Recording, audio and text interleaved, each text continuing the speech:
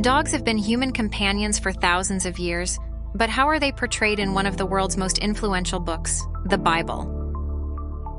Contrary to what some might believe, dogs are not depicted as evil in the Bible. However, their representation is complex and influenced by the cultural context of ancient times. In biblical-era Middle East, dogs were not the beloved pets we know today. They were often seen as scavengers living on the outskirts of society. This perception influenced how they were mentioned in biblical text, but it's crucial to understand that this doesn't equate to evil. The Bible contains several references to dogs. In the Old Testament, dogs are sometimes used to represent lowly or unclean status. For instance, in 1 Samuel, when David confronts Goliath, he asks, "Are you coming at me with sticks because I am a dog?" This usage reflects the cultural view of dogs as lowly animals, not as inherently evil creatures. In the New Testament, dogs are mentioned in a more neutral context.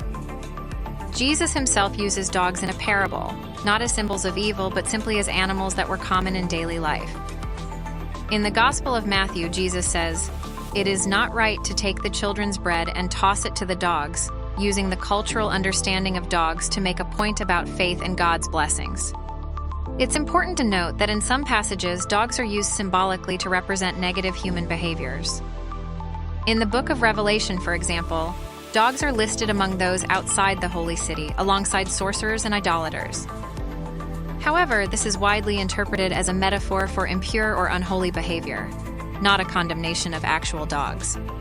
In conclusion, while dogs in the Bible are not portrayed as the cherished pets of modern times, they are also not depicted as evil.